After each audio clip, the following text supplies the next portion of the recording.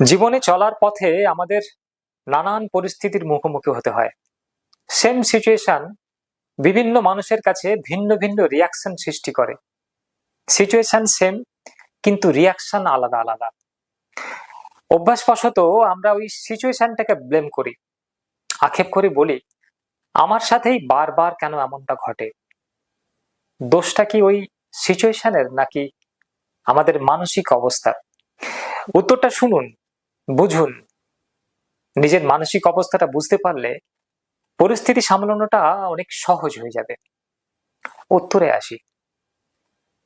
মন যখন দুর্বল তখন কোনো সিচুয়েশন হলো আমাদের কাছে প্রবলেম। যখন আমরা মানসিকভাবে দুর্বল তখন সিচুয়েশনটা প্রবলেম। মাইন্ড যখন ব্যালেন্সড, মানে মন যখন স্বাভাবিক, তখন ওই সিচুয়েশনটা হলো চ্যালেঞ্জ। সেটা একটা চ্যালেঞ্জ আমাদের কাছে। আর মাইন্ড যখন স্ট্রং, আপনি যখন মন থেকে অনেক স্ট্রং, তখন ওই সিচুয়েশনটাই হয়ে যায় অপরচুনিটি। এবার থেকে কোন সিচুয়েশন সামনে এলে আপনি কোনটা চুজ করবেন? আপনাদের উত্তরের অপেক্ষায় রইলাম। এই ধরনের আরো ভালো ভালো কন্টেন্ট পেতে চ্যানেলটি সাবস্ক্রাইব করে পাশে থাকার অনুরোধ রইল। ভালো থাকবেন।